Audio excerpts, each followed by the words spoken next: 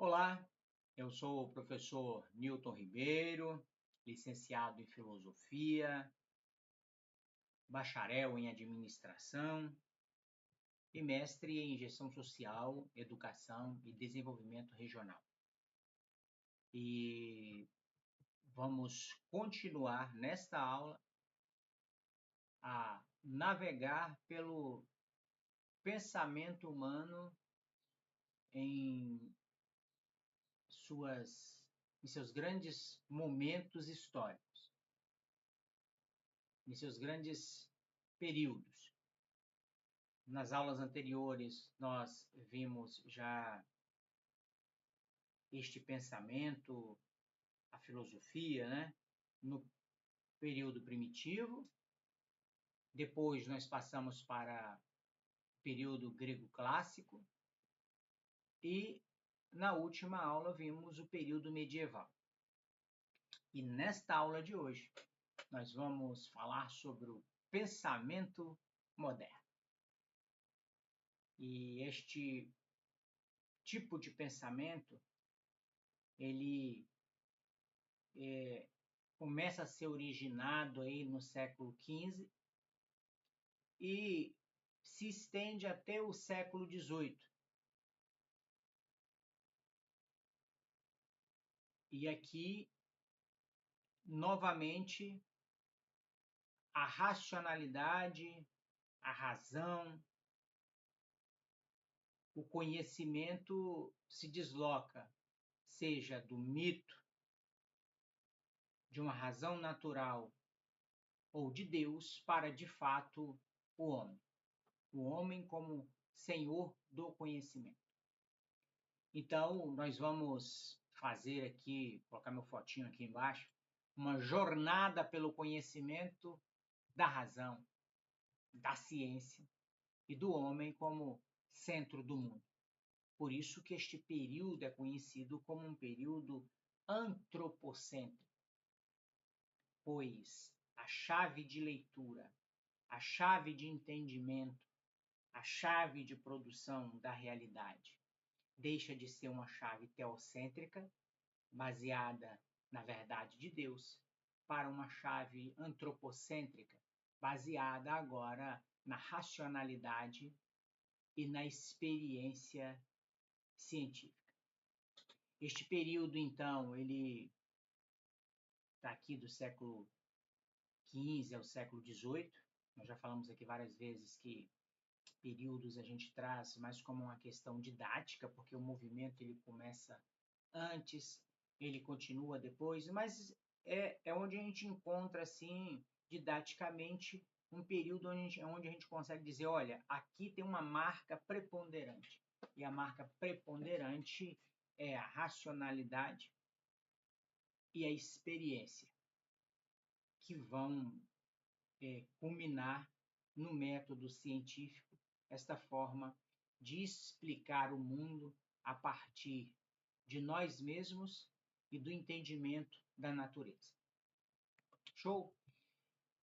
Então, qual é a visão de mundo do moderno? É uma visão onde há um universo mecânico, como um grande relógio, e se é mecânico, se é conhecível, é possível a interferência. O conhecimento, então, aqui, ó, razão e experiência substituem a fé como fontes de verdade, o que nós já havíamos comentado. Então, é a razão e a experiência. A experiência aqui, a gente pode já trazer para o viés da experiência científica, e aqui seja ela das biomédicas, ou seja ela das chamadas CHS, a experiência de você testar uma hipótese, de você testar um estudo para saber se aquilo é verdadeiro ou não. A ideia-chave, então, aqui, e aí já começando do século XV, do século XIV, mas especial o século XV aí, do renascimento do modo grego de pensar como nova roupagem. Então você tem entre o período medieval e o período moderno, que a gente diz ali um período chamado de renascimento. Muita gente até hoje não tem ideia do que seja este renascer. Afinal de contas, renascer de quê? Ou qual renascimento que eu quero? O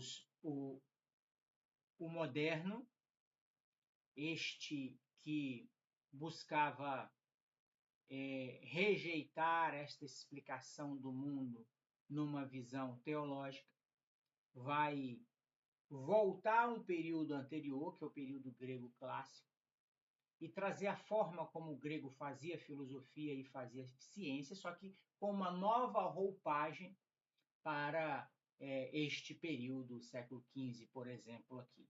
Ou seja, renascer as ideias gregas de filosofia, de razão, de ciência, do homem como produtor de conhecimento, sem estar atrelado a uma sobrenaturalidade que o grego rechaçava com o período primitivo e o moderno agora querendo rechaçar referente ao período medieval.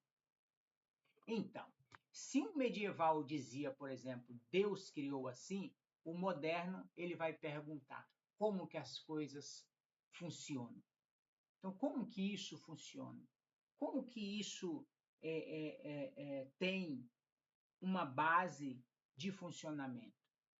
E aí é que vai entrar, de fato, a ciência buscando esmiuçar, analisar, dissecar, né, um objeto ou uma ideia para chegar em um conhecimento verdadeiro. Feita essa primeira introdução, perdão, sigamos aqui para este período que a gente diz que é a transição do medieval para o período moderno, que é o Renascimento. Então, ó, o pensamento moderno nasce com o Renascimento, já falamos isso aqui. E o Renascimento é todo um movimento, um borbulhar cultural, artístico, científico, religioso, de toda a ordem possível, entre aí o século XIV e século XVI. Então, nós vamos ter praticamente 2 séculos aí de uma fervura, vamos dizer assim, de conhecimento em todas as áreas possíveis. E um dos grandes provocadores, nós vimos no final da aula sobre o período medieval, foi um camaradinha chamado Guilherme Diop.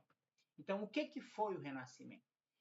Descoberta da arte e filosofia greco-romanas e uma ruptura com a visão medieval centrada em Deus. Então, eu volto para buscar conhecer o mundo a partir da perspectiva greco-romana, em especial, né, os gregos, e esta perspectiva, como eu falei, não tem lastro com a sobrenaturalidade. Então, é conhecer o mundo a partir do próprio mundo.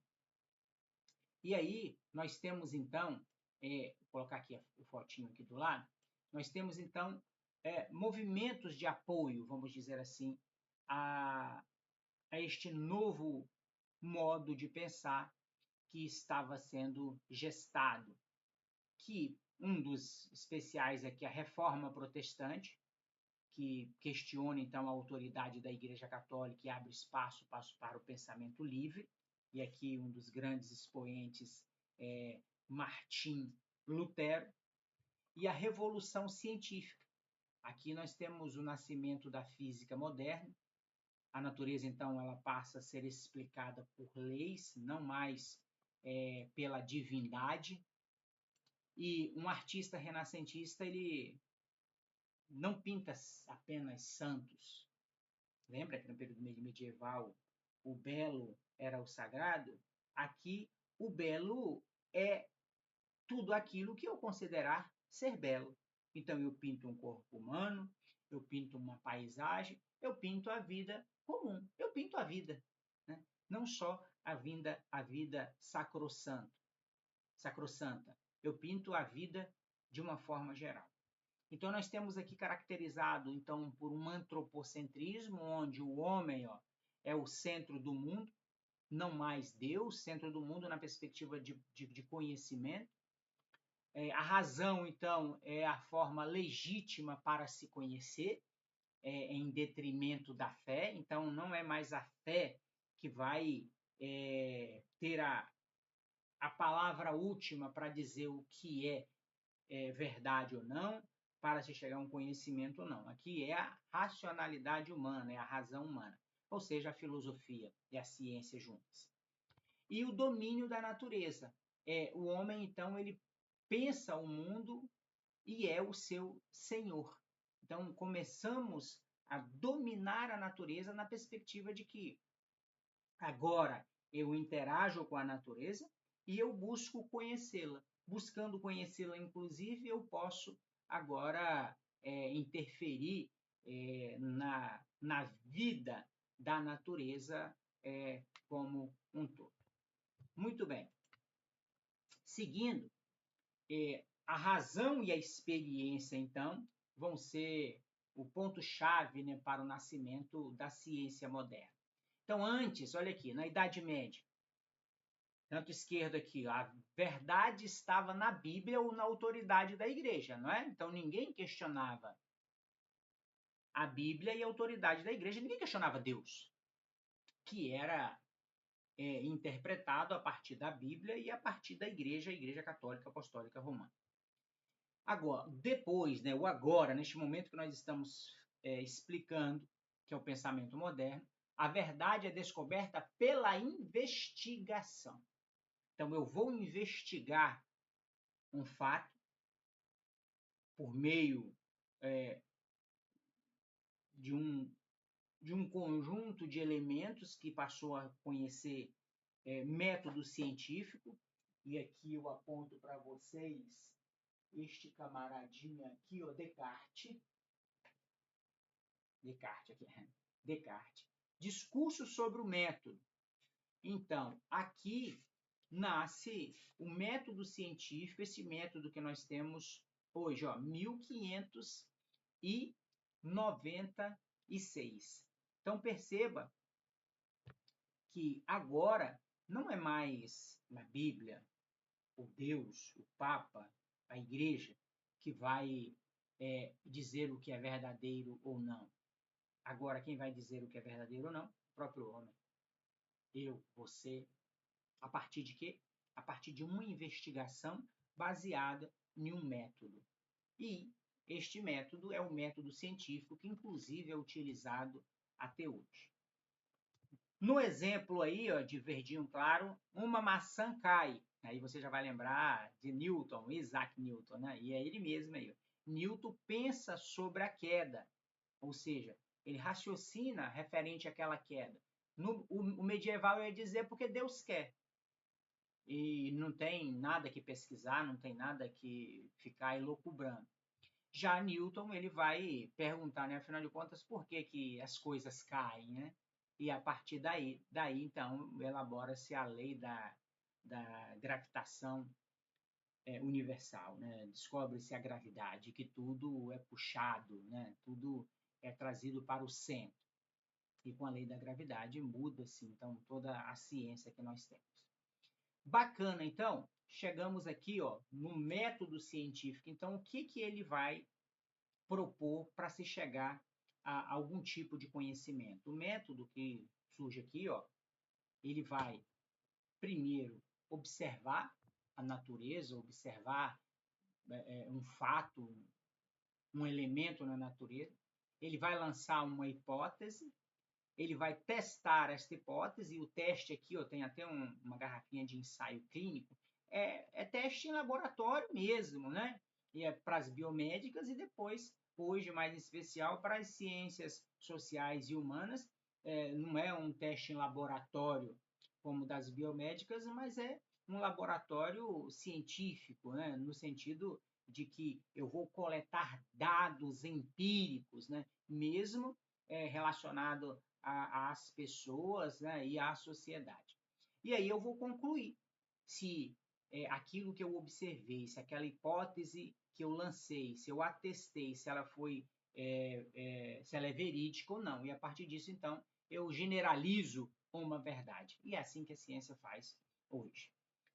Nós temos dois nomes aqui, um eu já citei, mas o outro aqui é preponderante, que é o Galileu.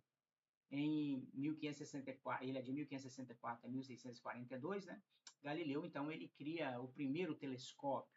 E Galileu, ele, com este telescópio, ele prova, então, que a Terra não é o centro do universo e muito menos redonda. Oh, perdão. Galileu prova com o seu telescópio que a Terra não é o centro do universo e não está fixa ali enquanto todos os outros astros estão ao seu redor. Ou seja, ele vai provar que a Terra é só mais um astro que está circulando uma estrela chamada Sol.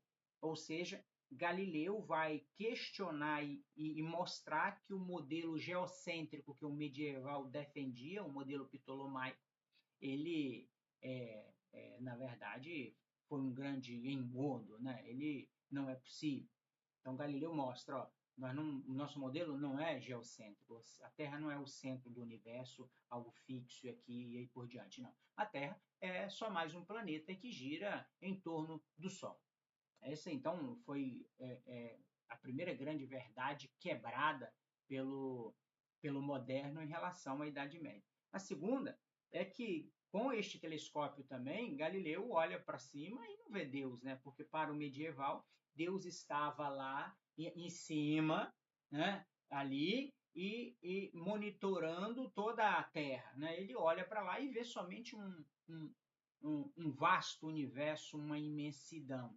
Então há um deslocamento aqui de que Deus estaria lá como um grande olho observador, e também quebra-se a ideia de que a Terra é o centro do universo. Então a gente sai do modelo geocêntrico agora para um modelo heliocêntrico.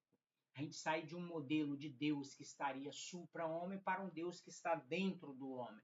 Então são dois elementos fortíssimos que vão carregar aí no bojo da modernidade. Newton, nós já falamos que as leis da gravidade e o movimento, né? Então o universo é visto como um grande relógio e passível de conhecimento. Seguindo o nosso fluxo aqui, nesta perspectiva da modernidade, nós temos duas grandes correntes, a corrente racionalista e a corrente empirista.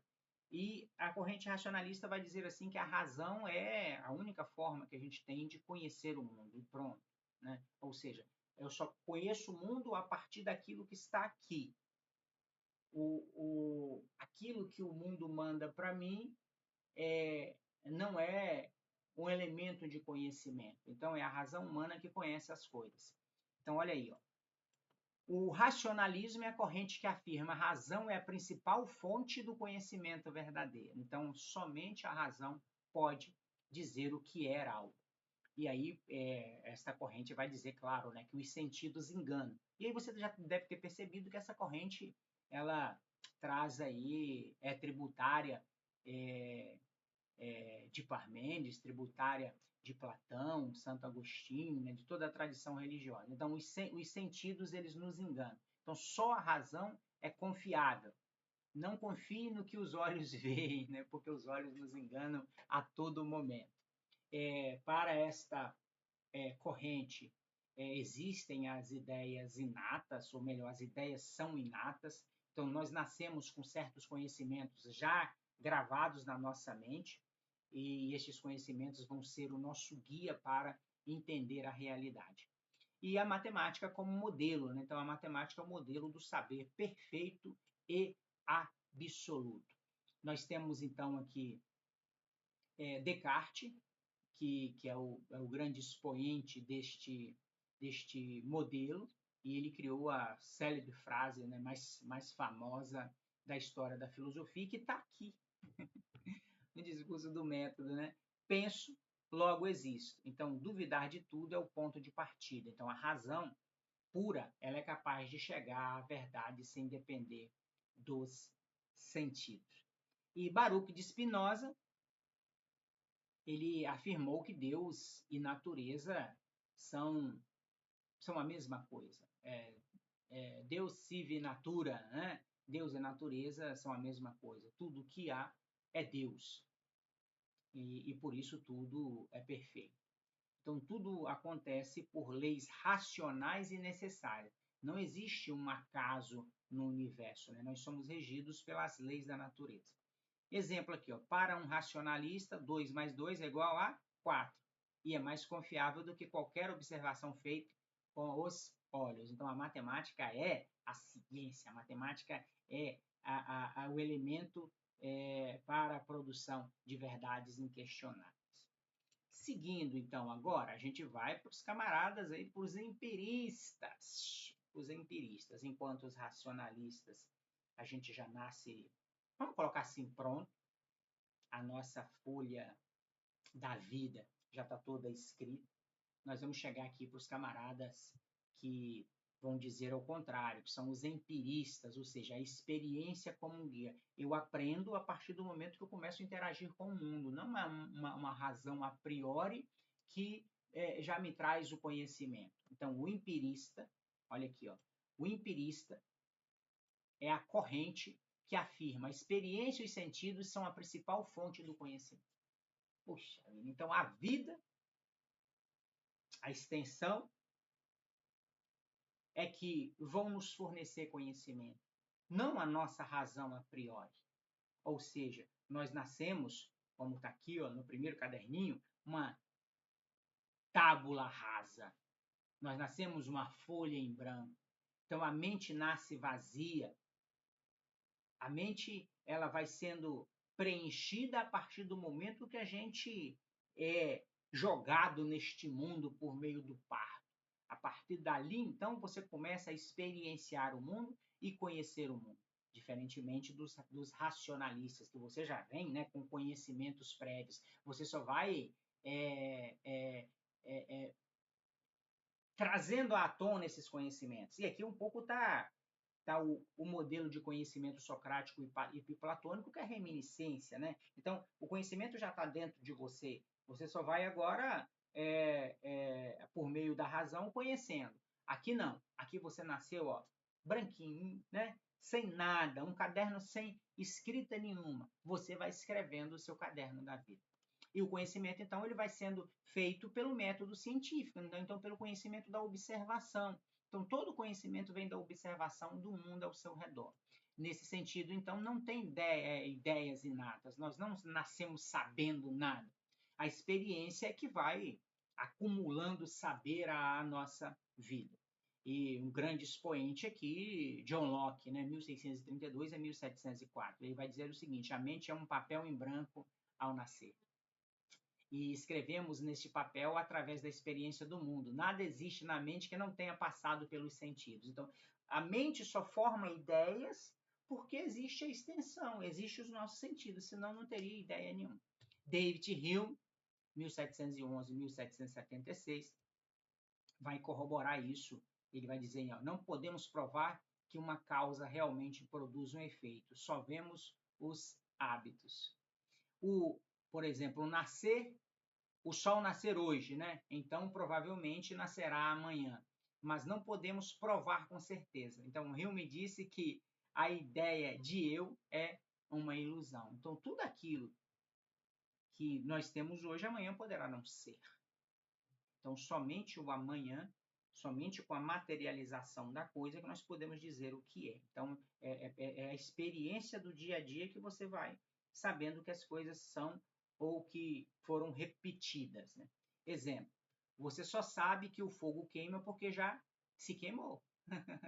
Senão, você não saberia que o fogo queimaria. Ao chegar ali, aquilo queima, porque você já se queimou. Né? Então, nós não nascemos sabendo disso. A gente vai aprendendo com a experiência, porque viu alguém se queimando ou porque se queimou. Muito bem.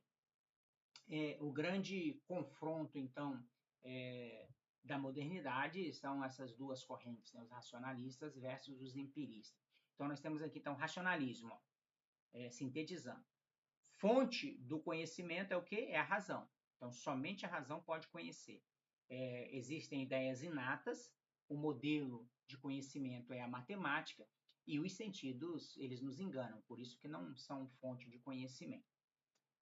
Pegamos aqui Descartes e Spinoza. O empirismo, ele vai dizer que a fonte do conhecimento, então, é a experiência, então, somente por meio da experiência a gente pode conhecer. A nossa mente nasce como uma folha em branco e a gente vai preenchendo esta folha a partir das cabeçadas com o mundo. E o modelo do saber é a observação. Então, os sentidos, eles são nossa porta de entrada para o conhecimento. Locke e Hume. A pergunta sem resposta que nós temos aqui, que é uma grande questão, né, que ficou aí pendente até o século XVII, é o seguinte: como unir razão e experiência? Aí no século XVIII, Kant tentará, e tentou e fez isso, né, penso eu aqui, unificando essas duas correntes. Exemplo prático, então, olhe para uma mesa. Para o racionalista, a essência da mesa é a matemática, é a geometria, né, tudo aquilo que foi pensado e que está na forma da mesa. Para o empirista, é a mesa de madeira e pronto, né, isso que eu estou trocando aqui e acabou. Então, tudo aquilo que os sentidos captam. E voltando aqui, só para poder deixar claro que Kant vai trazer uma solução, quer dizer, olha, beleza, o nosso conhecimento ele é proveniente da razão, mas não um conhecimento que já está tudo aí, que está pronto e que dispensa a minha experiência de vida. Não, vamos pensar aqui que a nossa racionalidade é como se ela viesse num formato de slide, onde tem os tópicos, né? E aí, nestes tópicos eu vou preenchendo ao longo da vida. Então, as minhas ideias, elas têm uma parte inata, uma certa essência, mas que não dão conta da vida. Então, esta parte inata, ela vai sendo engordada, vamos dizer assim, vai sendo preenchida a partir do encontro com o mundo. Então, eu uni aqui essas duas correntes, né? Eu tenho uma ideia originária, vamos pensar aqui uma essência, uma racionalidade a priori, mas que de forma alguma dá conta do mundo. Então, por isso, a partir das cabeçadas com o mundo, a partir do encontro com o mundo, eu vou preenchendo esses tópicos do slide. Aí sim, ficou bacana, penso eu. Muito bem, o universo mecânico que nós já falamos aqui. Então, o mundo é como um grande relógio e essa visão de realidade ela é herdada, claro, da Revolução Científica e que mudou o mundo. Então, como é que funciona essa visão? As leis físicas regem tudo. O universo obedece às leis matemáticas precisas e imutáveis. E se obedece a leis mágicas precisas, leis matemáticas precisas e imutáveis, elas são passíveis, então, de conhecimento. Deus, então, seria o grande relojoeiro, aquele que deu a corda inicial, aquele que fez o start inicial, mas que deixou o universo aí funcionando de forma a gente conhecê-lo. Então, tudo pode ser calculado em razão matemática. Então, tudo pode ser medido, calculado e previsto com precisão. Essa é a máxima da ciência. Natureza e matéria, né? A natureza não é viva ou sagrada, é apenas matéria em movimento. A natureza é isso que está aí. A natureza é tudo o que está aí, inclusive ela não é boa e nem má, né? Conforme Spinoza, né? Ela é, e todos os elementos que estão aí são elementos que fazem a nossa vida ser o que é. Consequências, então, dessa visão é que o domínio pela ciência, né? O homem pode dominar a natureza pela ciência e pela técnica. O desencadeamento do mundo, a natureza perde seu caráter sagrado e misterioso, né? E agora, assim como os gregos lá, a natureza é algo nossa, do dia a dia, que estamos juntos e interagimos. Então, nós vamos interagir com essa natureza não de forma sobrenatural, mas de forma natural. Tá aí, né? Vamos lá, vamos conhecer, vamos investigar. Descartes, então, vai dizer o seguinte, né? Tornamo-nos como os senhores e possuidores da natureza. Pois a natureza não é divina. A natureza é imanente, a natureza é deste mundo, a natureza é algo nosso que nós estamos imersos nisso, então nós temos que conhecê-la. Então, para um medieval, por exemplo, um rio poderia ter alma, né? Alma do rio. Para o moderno, o rio é apenas água em movimento regida por leis físicas. Então, tira a sobrenaturalidade dos elementos da natureza, né? Então, é tudo aquilo que está ali, porque é a natureza em seu curso de sempre. Não tem nada de sobrenatural. É a vida, é a natureza. E ela é regida por leis físicas eternas. Muito bem.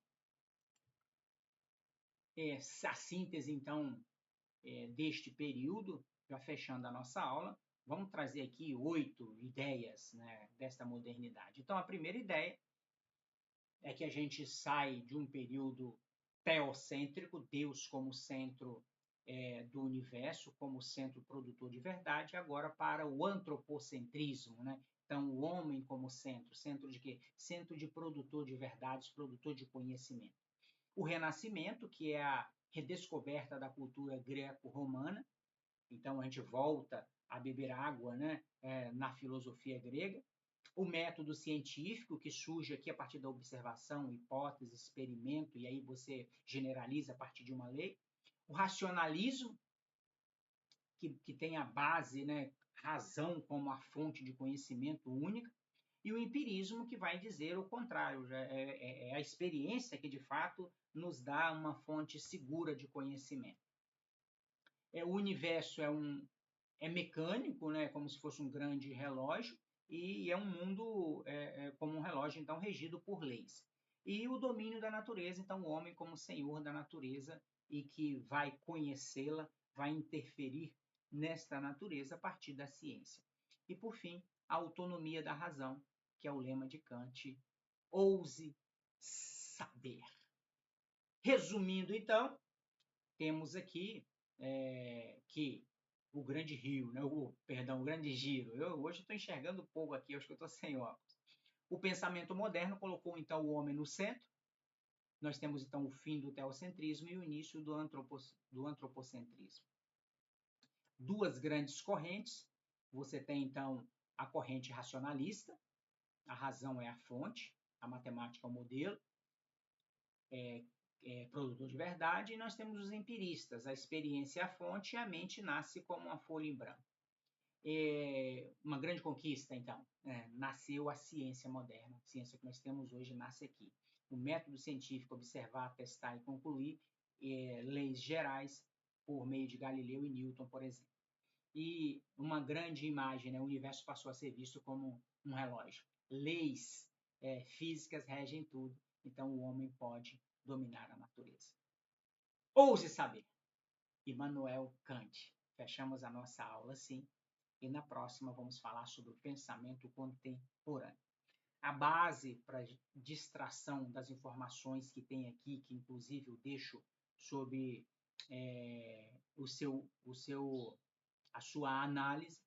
Tiver alguma informação equivocada, ajude-nos a melhorar as informações aqui, deixando no seu comentário. Afinal de contas, ninguém consegue dar conta, né, de um conteúdo tão vasto. A gente já não dá conta de um conteúdo deste tamanhozinho, né? Pensa dar conta deste conteúdo da filosofia, do pensamento no período moderno. Mas eu já mostrei, eu tenho aqui Descartes, né? O discurso do método, a filosofia ocidental e o nascimento do Renascimento aos nossos dias, né?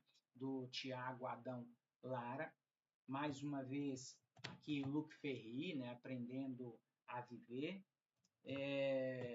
A Odisseia da Filosofia. E esse aqui é o meu de cabeceira, O Mundo de Sofia. Então, essa é um pouco são as nossas fontes, né, que nós utilizamos, mais aquilo que a gente estudou em sala de aula, mais as nossas anotações, tá bom?